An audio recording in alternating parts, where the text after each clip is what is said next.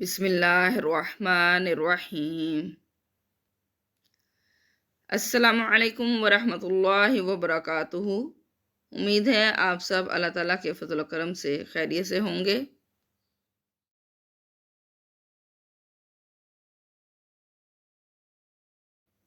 تو آئیے نبی کریم صلی اللہ علیہ وسلم پر درود پاک بھیجتے ہیں۔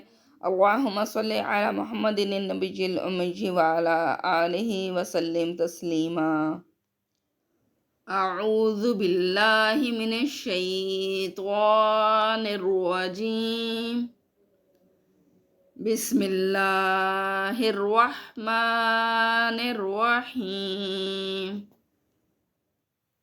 واضرب لهم مثلا اصحاب القریہ اذ جاءها المرسلون۔ وَدْرِب، رب میں قلقلہ کرنا ہے، رب وَدْرِب ایک اکثر بولا جاتا ہے وَدْرِب، وَدْرِب نہیں وَدْرِب، ٹھیک ہے، با کا قلقلہ کرنا، وَدْرِب لَهُم مَثَلًا أَصْحَابَ الْقَرْيَةِ، ٹھیک ہے۔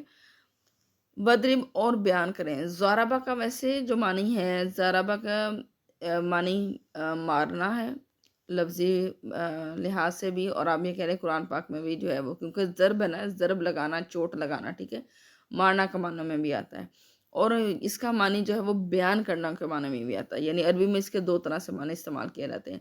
تو قرآن پاک میں اللہ تعالیٰ نے دونوں طرح سے استعمال کیا ہے اس کو، ٹھیک ہے۔ ضربہ کا مطلب مارنے کے لحاظ سے بھی، چوٹ لگانے کے لحاظ سے بھی استعمال کیا ہے، اور زیادہ تر اللہ تعالیٰ نے اس کو جو ہے وہ حقائق بیان کرنے کے لحاظ سے استعمال کیا ہے۔ تو اللہ تعالیٰ فرما رہا وَدْرِب، بیان کرے لہم ان سے، مثلا مثال، ان سے وہ مثال بیان کرے، کس کی؟ اصحاب القریہ۔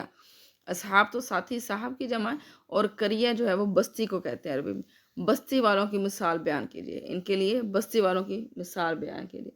اب بستی والے کون سے؟ قرآن پاک میں اللہ تعالیٰ نے اس کے جو ہے وہ ثبوت نہیں دیا، کوئی مزید بیان نہیں کیا۔ اصحاب القریہ کا الفاظ ہی بولے گئے ہیں، بستی والے۔ بعض روایت میں جو ہے وہ، بعض مفسرین جو ہے وہ نکالتے ہیں کہ یہ شام کا کوئی علاقہ تھا، حضرت عیسیٰ علیہ السلام کے زمانے کی بات ہے، اور بعض کہتے ہیں کہ حضرت عیسیٰ علیہ السلام سے بھی پہلے کی بات ہے۔ تو یہ بہرحال اللہ تعالیٰ نے اس چیز کا کوئی ذکر نہیں کیا، اصحاب القریہ ہی جو ہے وہ الفاظ بولے ہیں۔ بستی والوں کا ان کے سامنے ذکر کیجئے، یا بستی والوں کی مثال ان کے سامنے بیان کیجئے۔ اذ، جب جاءہا اس پر آئے، یعنی بستی پر آئے، مرسلون بھیجے ہوئے، ٹھیک ہے، بھیجے ہوئے یعنی رسول، یعنی جب اس پر رسول آئے۔ اب دیکھیں رسول کی بات جو ہے وہ حضرت عیسیٰ علیہ السلام کے ہوتے ہوئے تو نہیں ملتی کہ حضرت عیسیٰ علیہ السلام کے ساتھ کوئی اور بھی رسول تھا، ٹھیک ہے۔ جیسے حضرت موسیٰ علیہ السلام کے تو ملتی ہے کہ حضرت موسیٰ علیہ السلام نے اللہ تعالیٰ سے دعا کی تھی کہ ہارون کو بھی جو ہے وہ ان کے ساتھ جو ہے وہ بھیجا جائے مدد کے طور پر، تو اللہ تعالیٰ نے حضرت ہارون کو بھی نبوت عطا کی۔ تو ایک رسول کے ہوتے ہوئے کئی رسول، یعنی حضرت موسیٰ علیہ السلام کے دور میں جو ہے وہ حضرت شعیب علیہ السلام بھی تھے، جن کی سرپرستی وہ رہے تھے۔ تو حضرت ابراہیم علیہ السلام، حضرت لوط علیہ السلام کا زمانہ بھی ساتھ ساتھ تھا۔ جب حضرت ابراہیم علیہ السلام کے پاس فرشتے آئے تھے تو وہ یہ آپ نے پوچھا تھا کہ آپ کس لیے آئے، تو انہوں نے کہا تھا کہ جی ہم حضرت لوط کی قوم پر جو ہے وہ عذاب نازل کرنے کے لیے آئے ہیں، اور پھر وہ اس وقت حضرت ابراہیم علیہ السلام کو خوشخبری سنا کے گئے تھے۔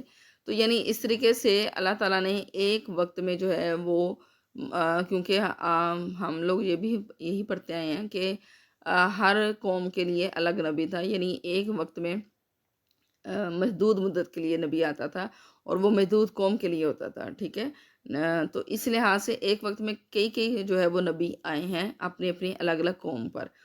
تو اب یہاں اللہ تعالیٰ نے مرسلون کا لفظ استعمال کیا۔ میں کہنا صرف یہ بتانا چاہ رہی ہوں کہ رسول ایک لفظ یا مرسل کا لفظ نہیں آیا۔ رسول کا مطلب ہوتا ہے بھیجا ہوا، تو مرسل کا مطلب یہی ہوتا ہے بھیجا ہوا، ٹھیک ہے۔ تو مرسل کا لفظ نہیں آیا، مرسلون آیا، یعنی کئی، اس سے مراد ہو گیا کئی آئے، یعنی ان کے پاس کئی بھیجے ہوئے، یعنی کئی رسول آئے، اس سے مراد ہم رسول ہی لیں گے۔ اذ ارسلنا الیہم اثنین، سوری میں نے الف کی جگہ ان کی ساؤنڈ نکالی، اذ ارسلنا الیہم اثنین فکذبوہما فعززنا بثالث فقالوا انا الیکم مرسلون۔ اذ، جب، ارسلنا ہم نے بھیجا، الیہم ان کی طرف، اثنین دو، ٹھیک ہے، اسنا سے مطلب دو یعنی دو رسولوں کو ان کی طرف بھیجا، ٹھیک ہے۔ فکذبوہما، پس انہوں نے ان دونوں کو جھٹلا دیا، فکذبو، پس جھٹلا دی انہوں نے، ہما ان دونوں کو، ان دونوں کو جھٹلا دیا۔ کفار کا یہی وتیرہ رہا ہے کہ جو بھی کبھی ان پر نبی آتا تو وہ اس کو جھٹلا دیتے تھے۔ تو اللہ تعالیٰ نے فرمایا کہ ہم نے ان پر 2 رسول بھیجے تو انہوں نے دونوں کو جھٹلا دیا۔ فعززنا، عزز یعنی اس کا مطلب ہوتا ہے تقویت بخشنا، ٹھیک ہے۔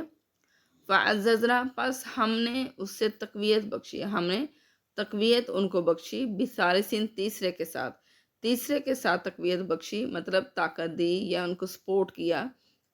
2 رسولوں کو انہوں نے جھٹلا دیا تو اللہ تعالیٰ نے تیسرا ان کے حمایت میں بھیجا، اس سے مراد یہ، ٹھیک ہے۔ بس ہم نے تقویت بخشی بثالثین، تیسرے کے ساتھ۔ فقالو، تو وہ کہنے لگے، یعنی تینوں کہنے لگے، انا، بے شک ہم، الیکم، تمہاری طرف، مرسلون، بھیجے ہوئے ہیں۔ ان تینوں نے یہی کہا کہ ہم تمہاری طرف بھیجے ہوئے ہیں، یعنی ہم رسول بنا کر بھیجے گئے ہیں، ہمیں اللہ تعالیٰ نے جو ہے وہ بھیجا آپ کی طرف، آپ کی ہدایت کے لیے، آپ کی رہنمائی کے لیے۔ اذ ارسلنا، اذ جب، ارسلنا ہم نے بھیجا، الیہم ان کی طرف، اثنین 2، یعنی 2 رسولوں کو، فکذبوہما، پس ان دونوں کو انہوں نے جھٹلا دیا، فعززنا، پھر ہم نے تقویت بخشی، بثالثین، تیسرے کے ساتھ، ہم نے ان دونوں کو تیسرے کے ساتھ تقویت بخشی، یعنی ان کی سپورٹ میں، ان کی حمایت میں تیسرے کو بھیجا۔ فقالو، تو وہ تینوں کہنے لگے، اب اس سے مراد تینوں کا ہے، ٹھیک ہے۔ فقالو، تو وہ تینوں کہنے لگے، انا، بے شک ہم، الیکم، تمہاری طرف ہی، مرسلون، بھیجے ہوئے ہیں۔ اب دیکھیں پیچھے ہما کا لفظ تسنیہ میں آ رہا تھا لیکن فقالو میں فقالا نہیں آیا، ٹھیک ہے۔ اگر یہ 2 لوگوں کے لیے ہوتا نا کہ انہوں نے کہا تو پھر لام زبر الف لا ہونا تھا، لیکن لام پیشوا لو ہے جو جمع کا صیغہ ہے۔ مراد تینوں نے کہا کہ ہم تمہاری طرف رسول بھیجے ہوئے ہیں۔ صلی اللہ علی حبیبی سیدنا محمد وآلہ وسلم۔ آخر میں اللہ تعالیٰ سے دعا ہے کہ اللہ تعالیٰ ہمیں صحیح معنوں میں قرآن پاک کو پڑھنے، سمجھنے اور اس پر عمل کرنے کی توفیق عطا فرمائے۔ آمین ثم آمین۔ اپنا خیال رکھیے گا۔ اللہ حافظ۔